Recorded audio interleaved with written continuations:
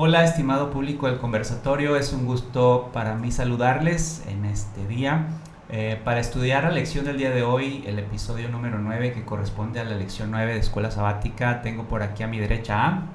Hola amigos, soy Aurora Fernández y es un placer estar aquí con ustedes compartiendo la palabra de Dios. Así mismo tengo de mi lado izquierdo Leticia Robles, igual en este encuentro con mucha alegría y gusto de poder nuevamente repasar las lecciones de Escuela Sabática y en especial la lección 9, donde se habla acerca de la ley de Dios, cómo Dios a través de de sus líderes guía al pueblo sobre cómo establecer ciertas leyes que no solo van rigiendo nuestras relaciones, sino también nuestra relación con Dios. Así es, pues como bien dice Leti, ya entrando en materia, surge la exclamación de un Dios que es misericordioso, un Dios que está pendiente de su pueblo. Y dice en el Éxodo capítulo 20, versículo 2, ustedes han visto, es decir, ustedes me han visto que les hablé desde el cielo. ¿Y qué es lo que les quería decir Dios? Yo soy un Dios celoso, y celoso en el sentido de que no soporto que competencia, ¿verdad? De algún otro tipo de Dios que ustedes pongan a mi lado, un Dios hecho por mano de hombre, no quiero que sea así. Y en la parte de la introducción nos habla precisamente de esto. Dios proponía algo que después de la historia nos dimos cuenta que era una especie de... Dios proponía una utopía en el sentido de que lo ideal que Él proponía era perfecto, idóneo, para que todos viviésemos en paz, en armonía, en buena comunidad, en buenas prácticas. Pero pareciera ser que la historia nos presenta que lejos de esta utopía se hizo una distopía, porque el pueblo se entregó a bajas pasiones, se fue tras los ídolos, también se ensoberbeció, dice que era un pueblo de duro cerviz. Entonces todo esto nos encuadra una situación que le da vida al título de esta semana, que es cómo vivir la ley, que ya de por sí es un título desafiante, ¿no? Sí, la ley tiene como una connotación negativa, ¿no? Sí, Cuando de que haces hablamos, ¿no? Y como de repente a modo autoritario. Aquí Aurora ha hecho una demanda de tienes que hacer esto, ¿no? Exacto, sí. En la comunidad podemos decir, ahí viene la ley, y nos referimos a los policías, a la autoridad de los A la oficiales, autoridad. ¿no? Exacto. En casa podemos, a quien tome la autoridad y el control, podemos decir nuestra ley, lo que diga, Como que es algo de que obedeces u obedeces. y porque obedeces, ¿no? Pero a mí me gusta el planteamiento del título porque dice cómo vivir la ley, porque tal vez el autor dice hay muchas connotaciones negativas en cuanto a la ley, incluso nosotros cuando vamos estableciendo nuestra relación con Dios y con la comunidad, leemos la parte de las leyes y puede sonar como muy autoritario, ¿no? Esta parte que incluso pueda tener el efecto de rechazo de nosotros y como por qué yo tendría que hacer esto, Como o una por qué solo obligación. lo que él dice, ¿no? ¿Por qué no Exacto. hubo un consenso? ¿Por qué no hubo algo donde todos pudiéramos retroalimentar cuáles pueden ser las maneras de cómo vivirlo, ¿no? Y creo que por eso es muy importante también saber el contexto de la historia, para cómo se fue dando esto, como para poder entender y comprender cuál es el propósito y también por qué es importante nosotros practicarlo hoy en día, ¿no? Sí, Así a mí es. lo que me llama la atención es que pues la ley de Dios no es como de que tienes que hacerlo porque tienes que hacerlo, sino es una revelación de lo que Él es, de amor, de justicia, de pureza, y la ley no es dada para que seamos robotcitos, sino es dada para que nosotros podamos vivirla y así vivir en paz con Dios, con el prójimo y con todos los que nos rodean. Sí, justamente es lo que iba a comentar. Una ley, un sistema legislativo refleja la identidad y los valores de los legisladores. Tristemente hemos visto varias etapas de la vida humana, de la historia humana, en donde la ley se ha puesto en manos del ser humano y la ha hecho como ha querido, ¿no? Por ejemplo, en la época nazi, ¿verdad? Que basta y sobra decir que había leyes que eran inhumanas, eran leyes que ante los ojos de Dios eran incorrectas. En los periodos también de la esclavitud, hablamos de una esclavitud de hace algunos siglos, donde incluso se le quitaba la noción de ser humano a las personas afroamericanas, o se hacían este tipo de cosas que contravenían lo que Dios quería dentro de su sistema moral. Pero aquí, y resalto lo que comentas, Aurora, así como la ley era santa, justa y buena, pues también su hacedor, el legislador, es santo, justo y bueno. Solamente que hay que empezar a analizar en qué sentido es santo, justo y bueno, y cómo es conveniente para la comunidad dentro de los seres humanos, como decía ahorita Leti, ¿verdad? Hay que acercarnos a la ley, asegurarnos que sea aquel recuadro o aquel espejo que nos ayuda a actuar y a corregir nuestros errores y no estar a la defensiva, ¿no? ¿Cómo hacer esto? Sí.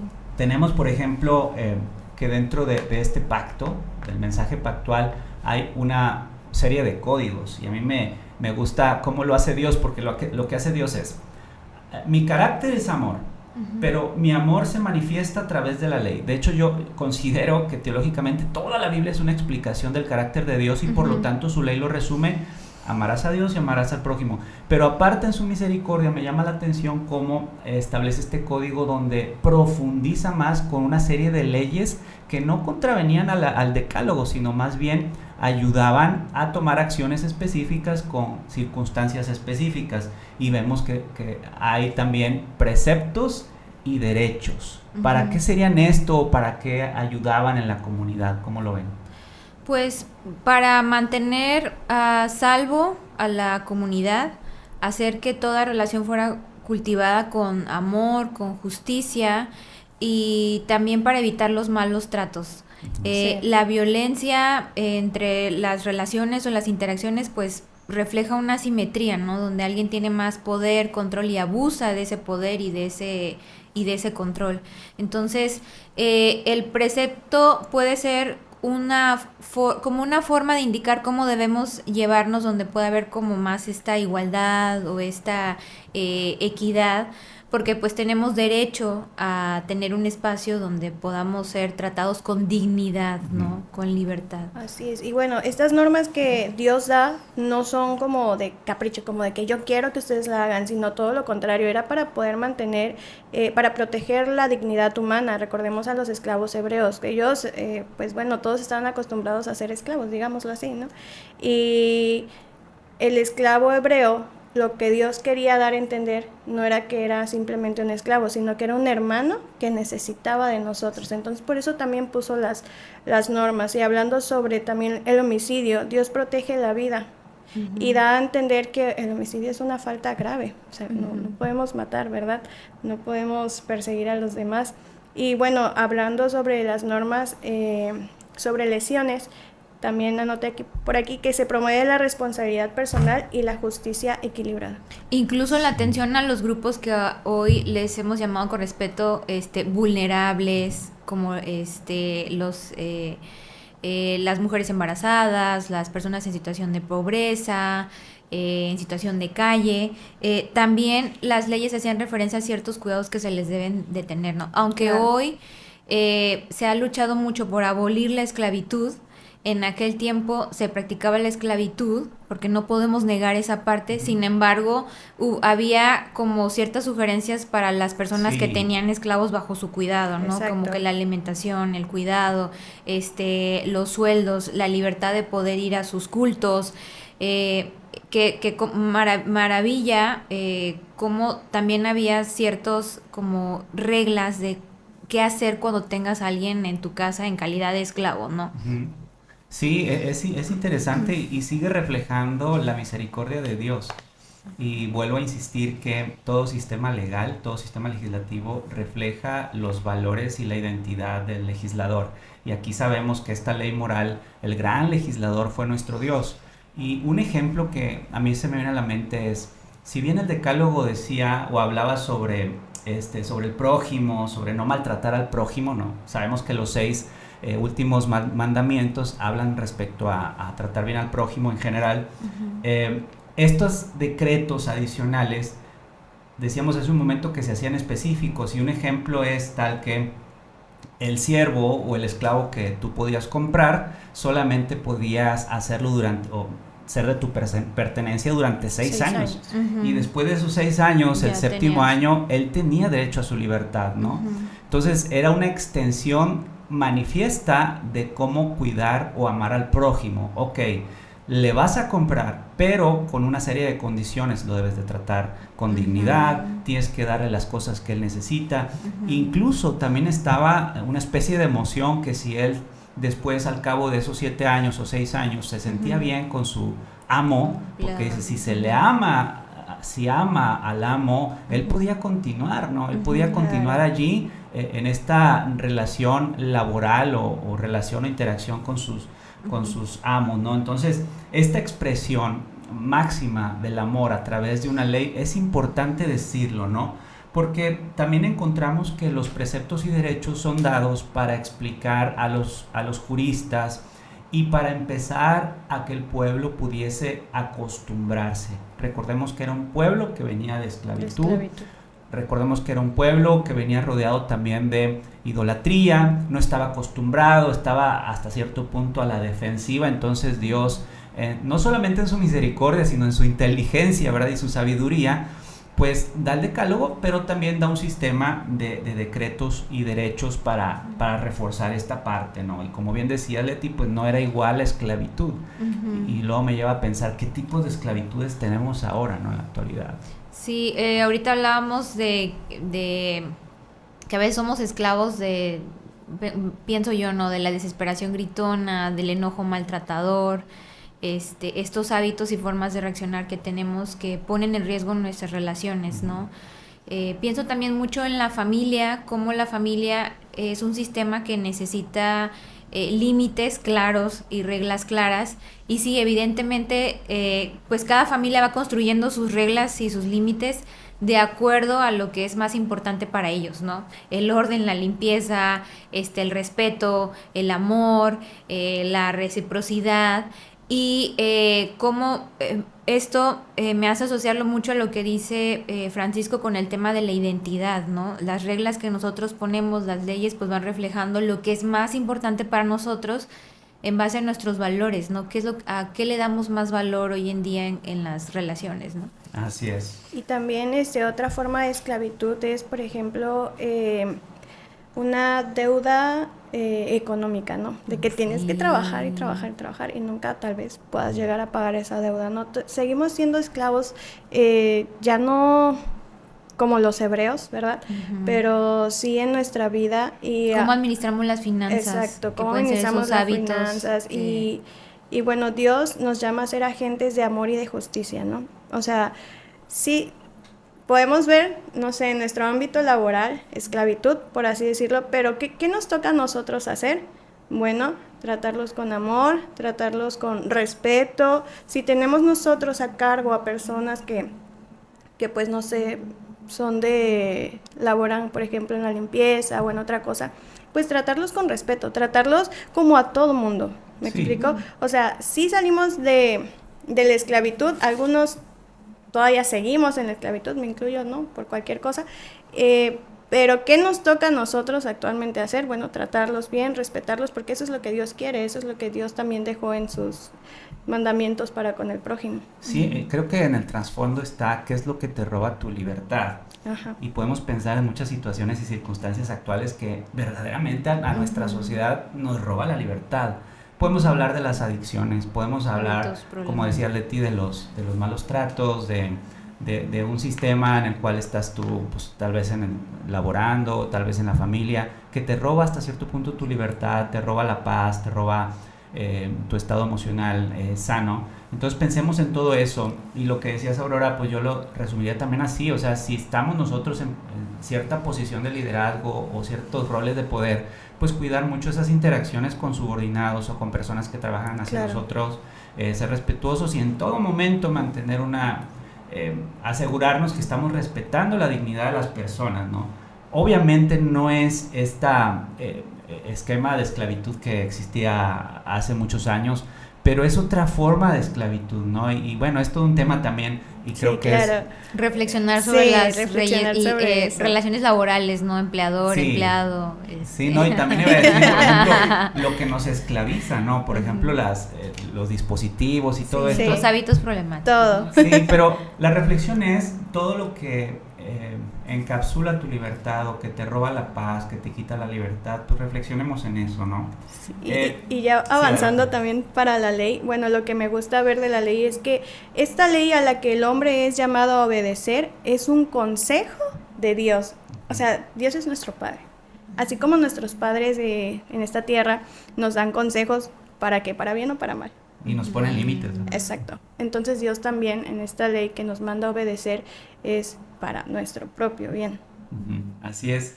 Entonces, estos preceptos y derechos eran útiles para el pueblo de Dios para darle sentido también y orientación a la ley moral. Recordemos que sin un criterio moral, nuestra sociedad no sería la que imperfecta y todo, pero la que es ahora, ¿no?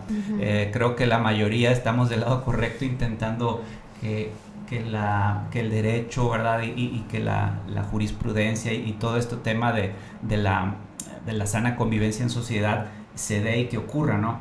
Y me llama la atención, si clasificáramos los puntos que trataba de cubrir la ley, yo por aquí redacté no menospreciar, tener cuidado con no humillar, tener cuidado con no hacer explotación a las personas, mantener las relaciones sanas, tener esa responsabilidad afectiva con tu entorno, justicia y amor. Entonces, evitar la venganza con fines sangrientos y...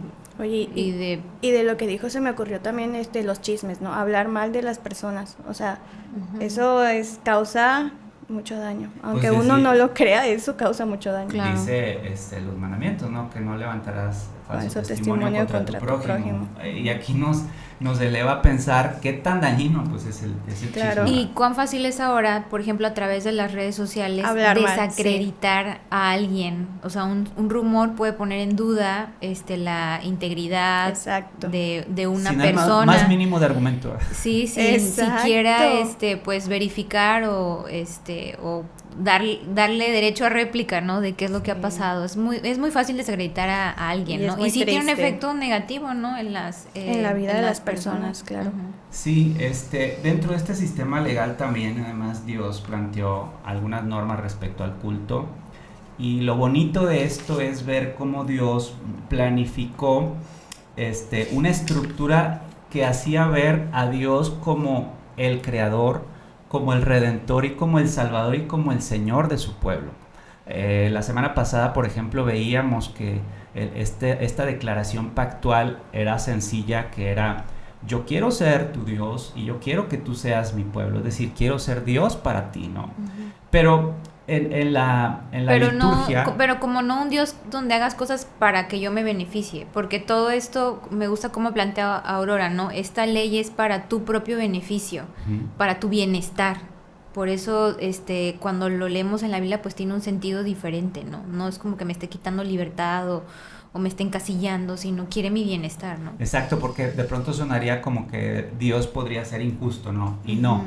La ley refleja un Dios que nos creó, un Dios que nos redimió, es decir, que nos dio la libertad, y un Dios que quería continuar como el Señor de su pueblo, ¿verdad? Impartiendo también ley a través de los sacerdotes, quería enseñar la ley, a través de los juristas quería aplicar la ley, y a través de los padres quería perpetuar la ley también. ¿Por qué? Pues porque caemos otra vez en cuenta que la ley era santa, justa y buena, como el legislador mayor que era Dios, que es santo, justo y también bueno, ¿no? Y como también el sistema legal llevaba mucho a la reflexión y a la vinculación de la creación con el sábado. ¿Qué podemos decir sobre esto? A mí me encanta, o sea, ya actualmente, no sé ustedes, pero luego de una semana tan estresante, llega el sábado y es como, qué delicia. O sea, Dios nos dejó el sábado para descansar y estoy muy agradecida con ello, porque puedo convivir, puedo hablar con ustedes, podemos compartir la palabra de Dios, y quieran o no, es lo que llena nuestro espíritu. ¿Por qué? Porque, por ejemplo, podrás tener, no sé, se me ocurre, ¿no?, mucho dinero, mucho de esto, estar bien, todo, pero si no tienes a Dios en tu corazón, como que sientes un vacío. Entonces, bueno, hablando del sábado, recordemos que también el sábado Dios lo instituyó desde la creación, como bien dijiste, Taves, pero también estaba relacionado con la liberación del pueblo de Israel. O sea, apuntaba de manera poderosa a la adoración a Dios, y es lo que hoy en día hacemos, ¿no? Eso es todo. Cuando tú tomas una decisión en la vida, si apunta a querer llevarte bien con alguien o a querer agradar a Dios, ¿cuál debe de ser? Agradar a Dios. Okay. Así es. Pues el sábado estaba dentro del sistema legal y esto es bonito, ¿verdad? Porque recordaba a Dios como creador. Y en el pasaje, de hecho, dice Deuteronomio 5, del 12 al 15, acuérdate, decía Dios, fuiste siervo en tierra de Egipto y que Jehová tu Dios te sacó de allá. Y no lo hizo sencillamente o ahí a duras penas, no, lo hizo como Dios lo hace, a mano fuerte y a brazo extendido. Entonces Dios vincula la doctrina del sábado, la enseñanza del sábado con el hecho de decirle yo soy tu libertador. Entonces no entendemos nosotros el sábado como una carga, sino lo entendemos como una forma para expresar nuestra libertad. Porque somos libres, entonces adoramos. Y porque adoramos, entonces respetamos el día sábado, el cual el Señor instituyó desde el Edén, no en el Sinaí. En el Sinaí confirmó, por eso decía acuérdate, acuérdate. Claro. Sino que lo hace desde el Edén. Luego, chicas, tenemos por ahí una especie de plan original de Dios. Un método para conquistar la tierra prometida. Sí. Hay varios puntos interesantes. Sí, me gustó sí, porque, digo, puede ser muchos puntos, ¿no? Pero a mí de esa parte me llamó la atención el punto de que, pues, Dios, su primer planteamiento fue conquistar la tierra prometida, no peleando, no luchando, no con armas, no a modo sangriento. O sea, su planteamiento fue hacerlo como lo hizo en el Mar Rojo, ¿no? Donde no tuvieron que pelear, luchar. Y recuerdo este versículo también que dice, yo pelearé por ti. Estar quietos, les dice. Esperen. Y cómo a veces queremos en esta desesperación tomar, ayudarle ya a vemos Dios. Que vienen aquí los egipcios y yo quiero tomar como que las acciones o la iniciativa por mi cuenta, ¿no?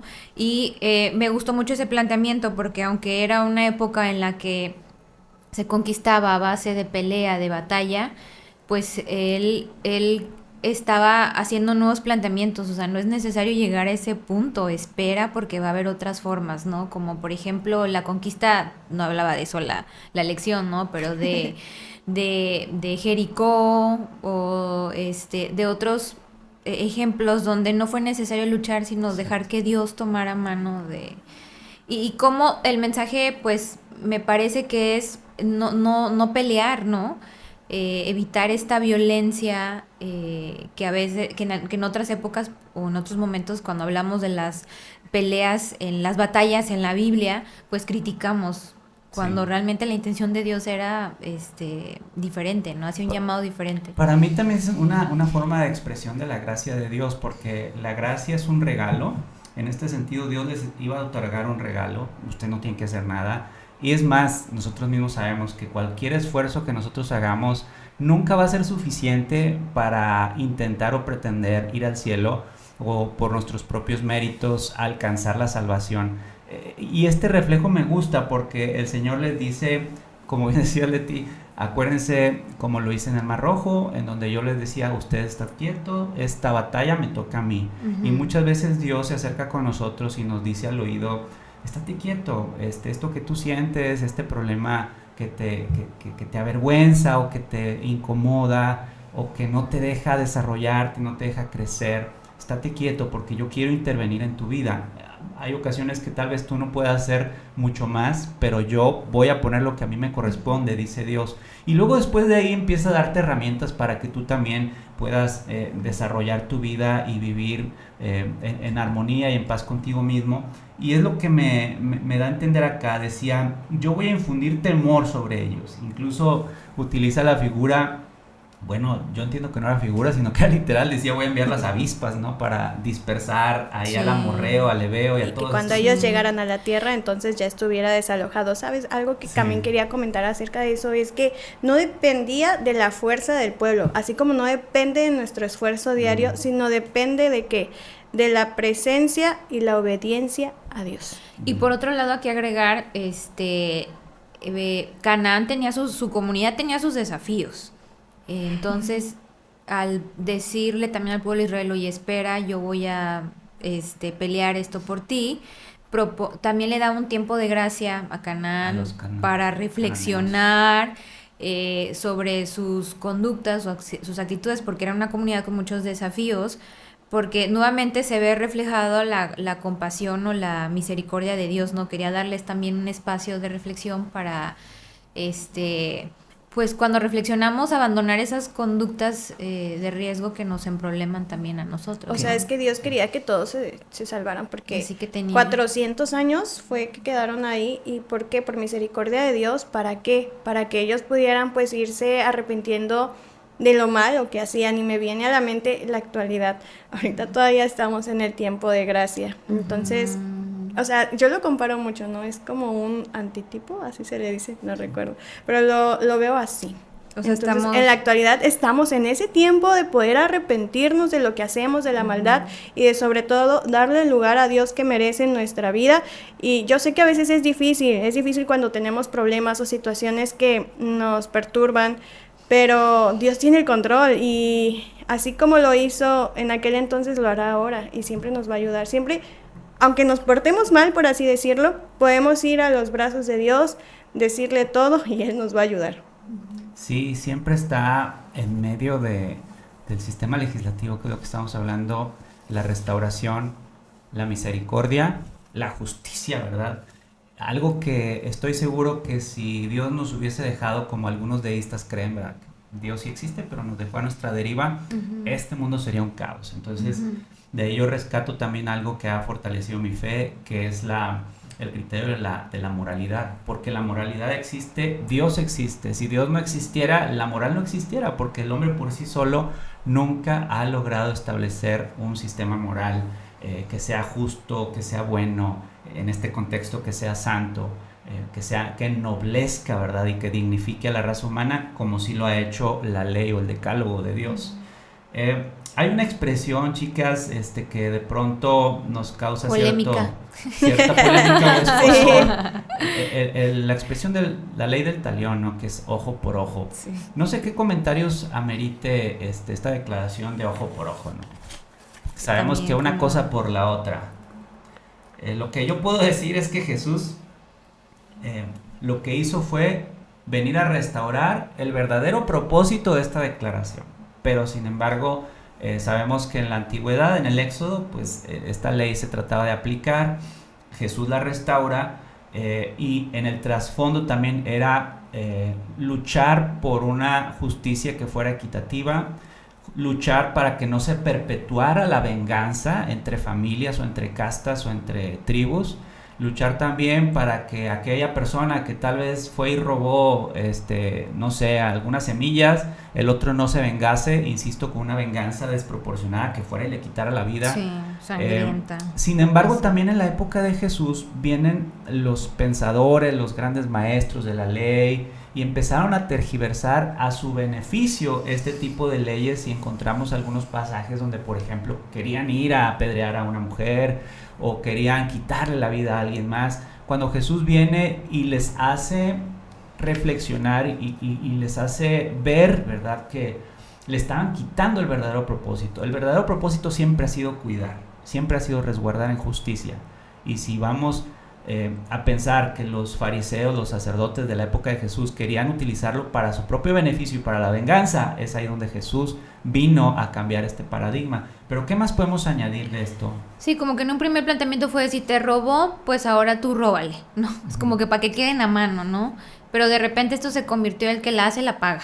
Sí. Y es como que tal vez me robó, pero pues ahora yo voy a quebrarle, voy a matar, entonces para coincido. Que no lo hagas otra vez. Ajá, la lección pues literalmente fue, o sea, dice, ¿no? Esta ley fue formulada con la intención de evitar la venganza, de poner fin a las contiendas sangrientas y a las represalias sin investigación previa, ¿no? Que la venganza, como tú decías, no fuera desproporcionada. De cierta manera, ¿no? Ese primer planteamiento. Claro que cuando vino Jesús, pues hizo un planteamiento diferente, ¿no? Si te pegó ahora, pon la otra mejilla, ¿no? Que tal vez no era como algo literal, sino como la forma de tener practicar como la humildad, el perdón y la disposición a engancharnos en cosas que no nos conviene, porque de repente podemos estar como que ahí rumiando, enojo se puede convertir en odio y este odio en resentimiento. Y a quien le daña es a ti. Exacto, ¿no? Ya. Sí, porque pues justo es una frase estoica, ¿no? De quien... Si alguien te hace algo y tú quieres contestar con rencilla, con venganza, con odio, ya te está controlando a ti. Entonces, yo siento también que muchas de las soluciones de Jesús eran para lograr una paz emocional en las personas, que a veces es más trascendente. Medir nuestras respuestas. Exacto. No. Me gusta Sí. la parte de la lección que dice, esta práctica surgió para evitar que las personas tomaran la justicia en sus manos. Era necesario hacer justicia, pero en armonía con la ley de Dios. Sí, al final era una manera de equilibrar la justicia, es decir, darle a quien lo que le corresponde con la vindicación. La vindicación es darle una solución a aquel agraviado, ¿no? Entonces, en esta dicotomía en medio pues estaba el sistema legal. Pues hay que resolverlo, pero hay que hacerlo justo, hay que hacerlo restaurativo y hay que hacerlo con un bien mayor. ¿Cuál es el bien mayor? De que las rencillas no se perpetuaran y no se fomentara la venganza, porque qué tristes son las historias de venganza, que muchas veces pues va de generación en generación y esto no termina, es como un cerillo que se enciende y no se apaga, ¿no? Entonces, es lo que podemos decir respecto a esta frase. Luego también me llama la atención que la lección dedica todo un día al tema de venganza. Sí. Qué pernicioso es sentir el sentimiento de venganza, ¿no? ¿Qué podemos Es decir? que justo es complicado, porque a veces decimos, no, pues quiero que paguen, ¿no? O en la semana Como, platicábamos... no sé si buscando esta validación, ¿no? De quiero que sienta lo que yo sentí. Algo así, en la semana, pero más allá, fíjate, en la semana platicábamos mi esposo y yo de que si alguien daña a nuestro ser querido, duele y bastante, no es algo que podamos llevar a la ligera, ¿verdad? Es como lo que tú acabas de decir, quiero que sienta lo que yo sentí o lo que mi ser querido sintió. Y este día de la lección creo que toca mucho pues los sentimientos, ¿no? Encontrados, porque aquí nos está diciendo, Dios se encargará de la venganza y de la justicia. Y luego te dice, ahora ama. Nosotros debemos renunciar a la venganza personal. O sea, ¿te hicieron daño? ¿Pasaste por un momento difícil? ¿Dañaron a tu familia? Dios se va a encargar de eso. Y puede sonar difícil porque dices, es que yo quiero justicia ya, ahora. Pero Dios tiene el control. Y este día de la lección me ha gustado mucho porque muchas veces inconscientemente o conscientemente luchamos contra ese tipo de venganzas de que ¿por qué dañaron? ¿O por qué me dañaron? ¿O por qué me hicieron esto? ¿Por qué aquello? Y es que quiero que pague. Pero el único que te puede dar la solución y la paz que tú necesitas para cuando quieres vengarte es Dios, nadie más. Y en su momento, Él sabrá, y aparte en su momento habrá un juicio juicio en el que tendremos vida eterna o muerte eterna. No, y a veces como la venganza, pues nos deja peor de cómo nos encontramos, Exacto. ¿no? Pienso mucho en una mujer en situación de prisión con la que alguna vez conversaba, ¿no? Y me contaba el motivo por el que estaba ahí, ¿no? Y ella dijo, pues alguien mató a mi papá y después yo fui a matar a esa persona y ahora estoy aquí, ¿no? Porque pues sintió odio, coraje al saber, le dolió saber que alguien había matado a su padre, ¿no? Pero también puso en riesgo su vida, ¿no? Y creo que es esta parte en la que pues no vamos a pasarlo por alto, pero por ejemplo la denuncia y buscar que el sistema hiciera justicia, pues ella no pudo esperar eso, ¿no? O sea, inmediatamente fue... ¿Y sabes por qué no lo pudo esperar? Porque hoy en día la justicia no es justicia. ¿Por qué? Porque no es justicia de Dios, es justicia del hombre. Entonces, por eso es que se desesperan a las personas y cometen este tipo de cosas. Otro caso que yo recuerdo que se habló fue cuando una mamá, el hombre estaba en la cárcel y fue a hablar la mamá de la niña a la que había violado con el hombre y la niña había muerto también. Al hombre le llevaron el evangelio, la mamá lo visitó y este hombre le pidió perdón. ¿Y qué hizo la mamá? O sea, yo me quedo pensando, no tengo hijos, pero lo pienso, ¿no? Y digo, perdonarlo, no perdonarlo, ¿qué es lo que ¿Qué es lo que quiere Dios? Para Porque que es ella el- estuviera bien, tenía Claro. que perdonarlo. Entonces ella le otorgó el perdón y ambos estuvieron en paz. Y eso es lo que quiere Dios ahorita, el perdón, la misericordia. Y eso es lo que está fuera de nuestro alcance, porque en nuestro alcance ¿Solos? está la venganza y la rencilla. Exactamente. Y la autojusticia, porque tú mismo te dices, es que es justo porque me hizo este daño, Exacto. yo le pago con otro daño y es justo para tu quedamos a criterio. mano. Pero, ¿qué te dice Dios? Y quiero recapitular con el pasaje de Romanos 12:9 y también les invito a ver en su casa Deuteronomio 32:35. No se vengan ustedes mismos, porque cuando ustedes mismos se vengan hay problemas. ¿Verdad? Históricamente feo. hemos Sí. visto en los grandes imperios, en los gobiernos, en los países, historias tras historias, en donde cuando uno mismo toma la venganza hay problemas. Dice, amados míos, antes den lugar a la ira de Dios, porque escrito está, mía es la venganza, yo pagaré, dice el Señor, ¿no? Entonces esto también tendría que acarrearnos paz y la tranquilidad de que si estamos ante una situación de injusticia, que yo creo que muchos hemos estado en alguna situación de injusticia en donde Claro. estás, que no te aguantas, piensa en estas palabras de Dios. Dice Él, mía es la venganza, yo pagaré, y a ti te dejo la paz y la tranquilidad de que así será, ¿no? Sí, pues hacer lo que nos corresponde dentro de las leyes y esperar, ¿no? Cuando la resolución que queremos no es de un día para otro. Así es. Pues bueno, estamos llegando al cierre de esta lección. Yo quisiera que preparáramos algún último comentario para ir cerrando. Pues, ¿qué nos deja esta lección? A mí me ha gustado muchísimo porque, como decíamos al inicio, a veces tenemos cierto prejuicio ante hablar de la legalidad y más por esto que decías, Aurora, que a veces la justicia cuando es implementada por seres humanos, pues es imperfecta, ¿no? Sin embargo, Dios dice, da al César lo que es del César. Exacto. Siempre y cuando no contravengan los preceptos de Dios, hay que Respetar la seguir autoridad. confiando, ¿verdad? Respetar a las autoridades y todo esto. Estos son criterios cívicos Y volvernos importantes. embajadores de los valores justos en base a la Biblia, ¿no? En nuestra comunidad, creo que es un llamado también para nosotros, ¿no? Exacto. Si bien es cierto nuestra justicia humana tiene no es perfecta, pero creo que nosotros en nuestra comunidad podemos hacer mucho cuando vivimos en base a estos ciertos valores o estas leyes que van regulando nuestras relaciones, nos mantienen a salvo, y hacen que nosotros evitemos los malos tratos, ¿no? Así es, no por nada decíamos que la ley es santa, justa y buena, porque su máximo legislador es santo, justo y bueno. Y si nosotros tratamos de reflejar el carácter de ese máximo legislador, pues vamos a tender también a ser santos, justos y buenos, ¿no? Con nuestras imperfecciones que son perfeccionadas en la gracia de Dios, ¿no? Y pues ya para, ahora sí que concluir con la lección, tengo aquí un escrito que quiero leerles. Dice, Jesús veía el castigo y la recompensa como realidades divinas y eternas. No son inmediatas ni superficiales como las que da el mundo, sino que provienen de un Dios justo que juzga rectamente. El creyente está llamado a vivir por fe, confiando en la promesa de la recompensa eterna y dejando el castigo en manos de Dios. Amén. Si en tu corazón hay venganza, si en tu corazón tienes daño, ve a Dios y vas a tener la paz que necesitas. Así es. Pues bueno, con esto terminamos. Leti y Aurora, muchísimas gracias por haber estado acá. Querido público, nos despedimos y te vemos en el siguiente episodio, en el número 10. Que Dios te bendiga.